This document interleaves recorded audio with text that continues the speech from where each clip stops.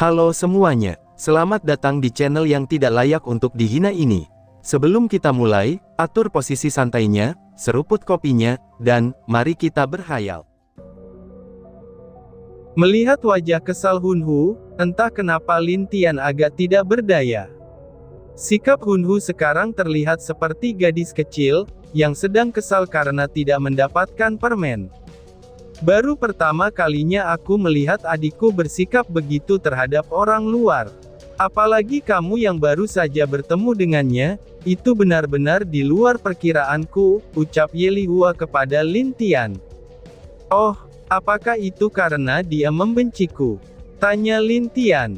Tidak, dia tidak membencimu.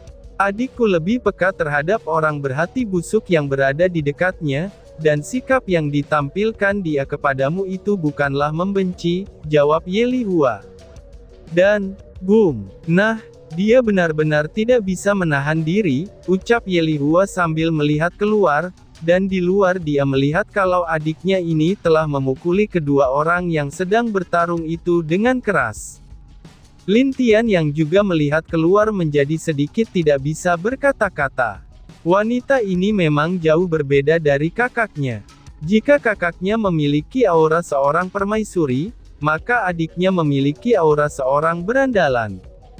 Kenapa aku merasa kalau wanita ini mirip seseorang yang aku kenal? Pikir Lin Tian dalam hatinya saat menyaksikan kebrutalan dari wanita tersebut. Lin Tian sedikit mengerutkan keningnya, saat dia melihat iblis yang dipukuli oleh Hunhu itu. Dalam perkataan Dewa Takdir, dia dikirim ke masa di mana perang akan dimulai. Tapi seharusnya, dia tidak dikirim ke tempat permaisuri Ye ini berada.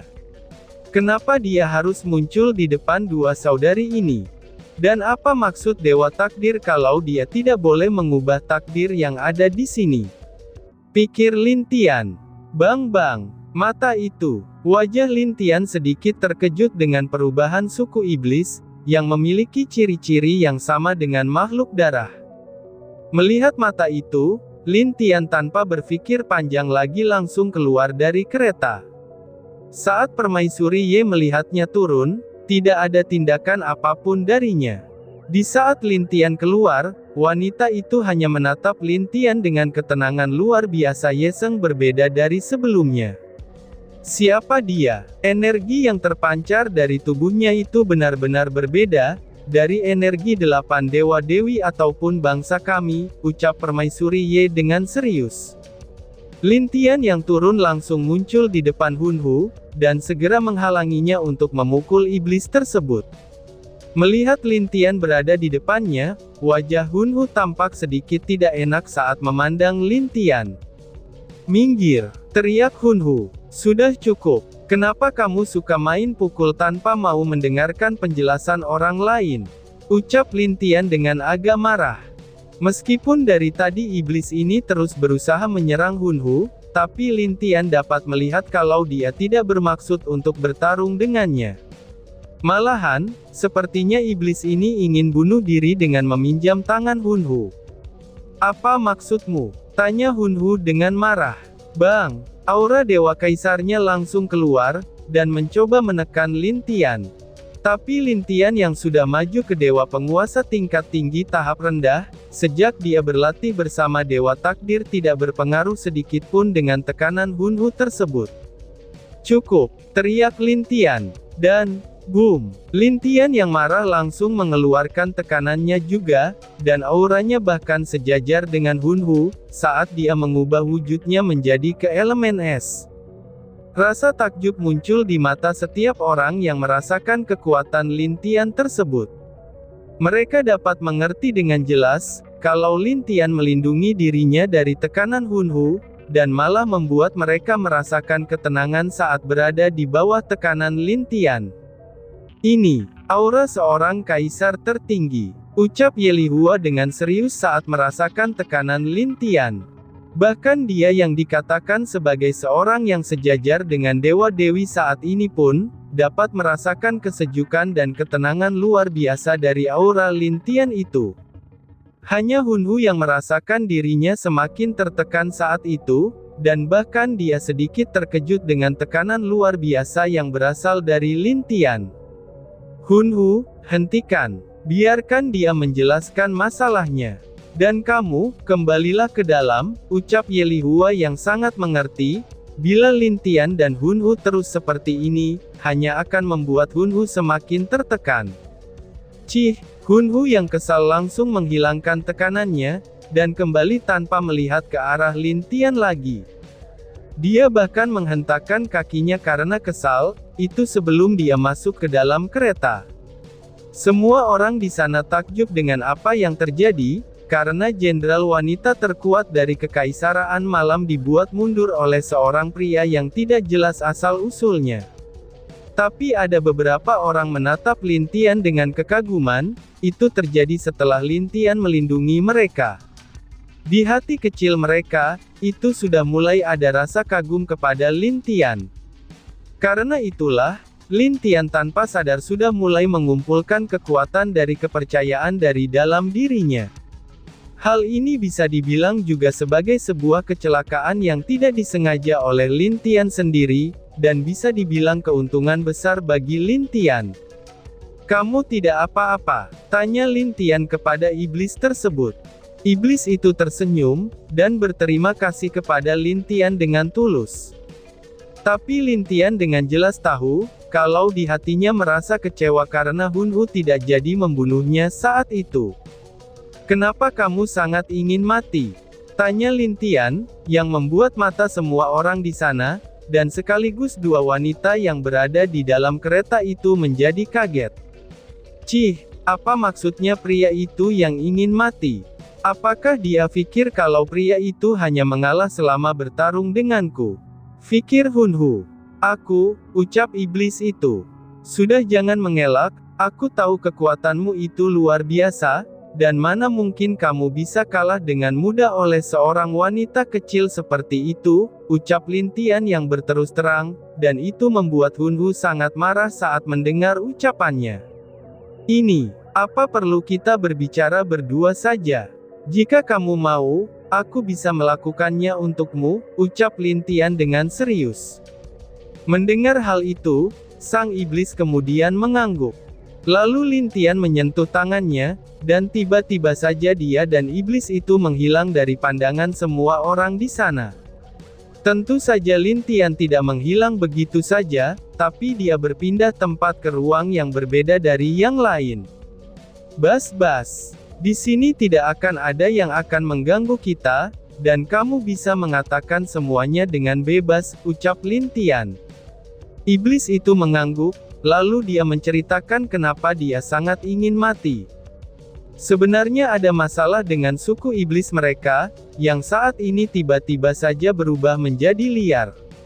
Bahkan sampai Dewa Iblis yang sekarang ini saja, dia tidak bisa menemukan apa masalah yang terjadi terhadap suku iblis.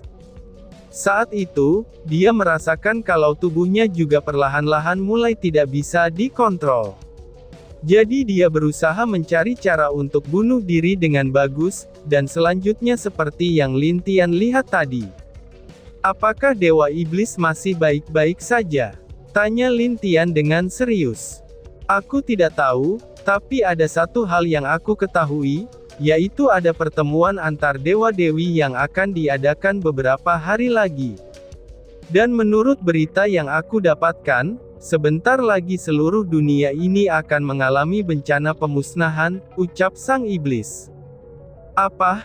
Bencana?" seru seseorang. "Kamu, keluarlah," ucap Lin Tian saat mendengar suara yang muncul dari belakangnya itu. Sosok wanita keluar dari kegelapan di ruang tersebut. Saat Lin Tian melihatnya, wajah Lin Tian terlihat agak jelek. Karena wanita yang keluar dari sana adalah Ye Lihua, yaitu permaisuri Kekaisaran Malam. Kamu Dewi Malam," ucap sang iblis dengan wajah ketakutan. Dewi Malam adalah seorang permaisuri yang sama kuatnya dengan 8 dewa-dewi. Dan bahkan telah dikatakan bahwa, kalau dia adalah wanita yang sangat dingin dan membenci sistem yang diterapkan oleh dewa-dewi. "Apa maksudmu kalau dunia kita ini akan terjadi bencana?" Tanya Ye Lihua dengan serius. Itu, wajah sang iblis tampak ketakutan. Dia mencoba melihat ke arah Lin Tian yang masih diam, dan memandang wanita itu dengan tatapan bingung. Tuan, ucap sang iblis. Lin Tian meminta dia untuk diam, lalu Lin Tian berdiri di depan sang iblis dengan masih menatap Ye Lihua dengan tatapan tajam. Dia tidak menyangka, kalau wanita ini bisa menembus masuk ke ruang yang dia buat. Padahal jika Lin Tian pikirkan, itu tidak akan ada satu orang pun yang dapat menembus ke ruang yang dia ciptakan. Jangankan untuk menembusnya, bahkan untuk menemukan ruang ini juga hanya sedikit kemungkinannya. Kenapa kamu bisa masuk ke sini? Tanya Lin Tian. Aku masuk dengan ini, jawab Ye Lihua yang langsung mengangkat jari manisnya.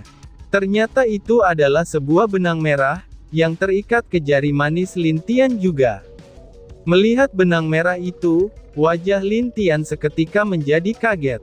Dia merasakan kalau benang merah ini terikat dengan dirinya dan Ye Lihua, bahkan dia entah kenapa tidak bisa melepaskan benang itu dari dirinya.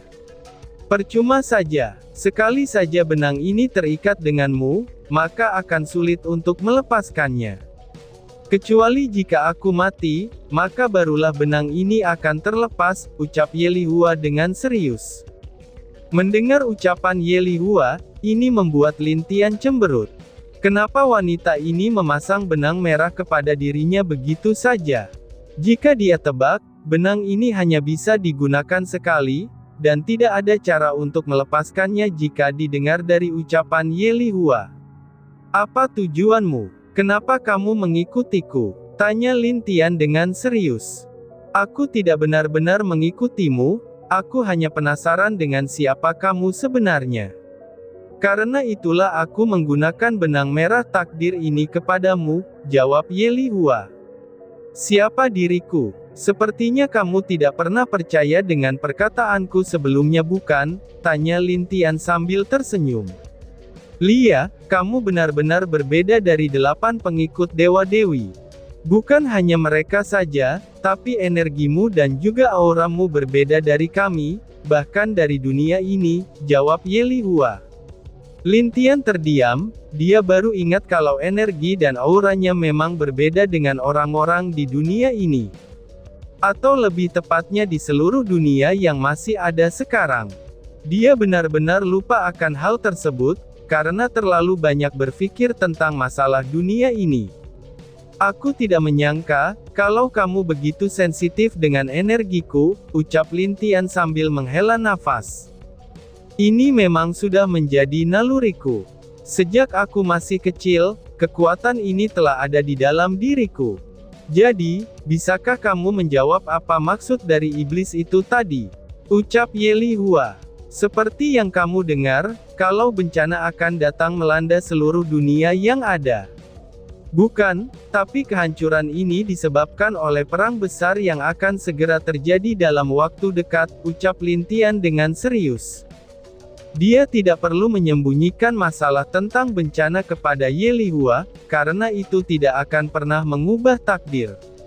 Apalagi cepat atau lambat, hal ini juga akan keluar dari mulut 8 dewa-dewi. Apakah maksudmu kalau bencana ini bukan bencana alami, tapi bencana yang dibuat oleh seseorang? Tanya Ye Lihua. Ye Lihua juga ikut terkejut dengan ucapan Lin Tian, yang menjelaskan dunia ini akan hancur oleh seseorang. Karena setahu dia, kedamaian sekarang masih cukup damai, dan tidak ada konflik yang besar terjadi selama ini.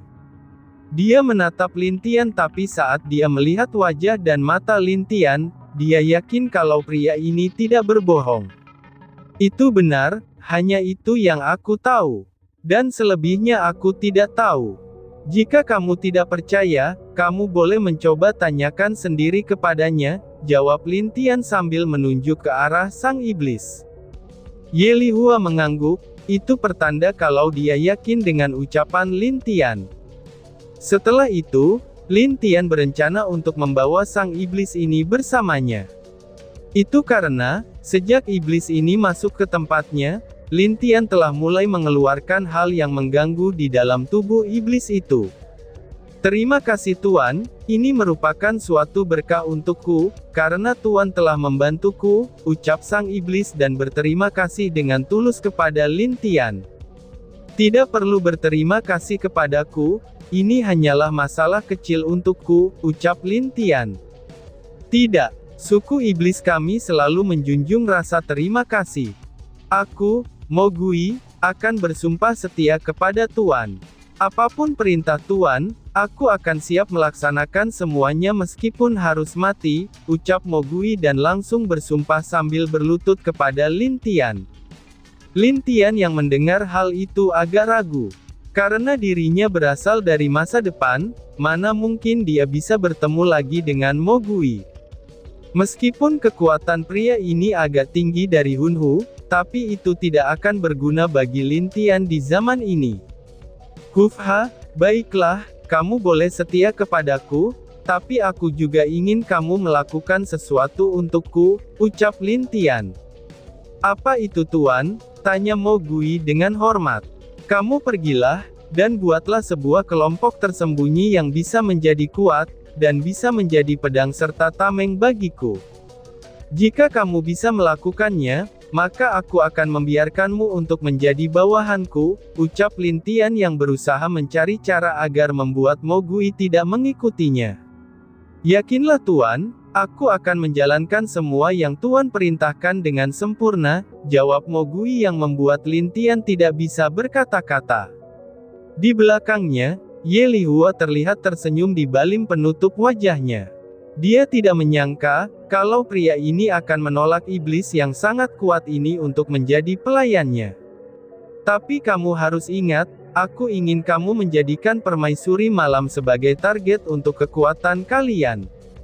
Jika kelompokmu bisa, maka datang saja padaku dan bantu aku merebut langit. Ucap Lin Tian dengan nada tenang, tapi ada aura yang sangat luar biasa yang keluar dari tubuhnya.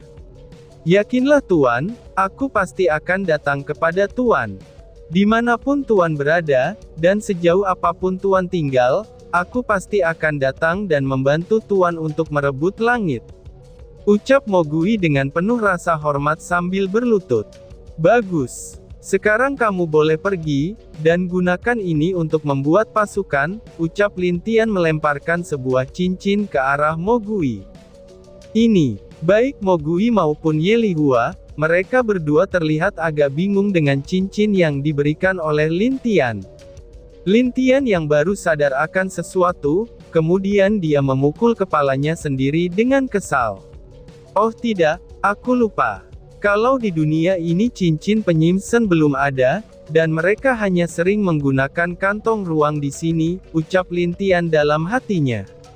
Dan tiba-tiba saja bersambung. Sekian dan terima kasih banyak. Bye-bye.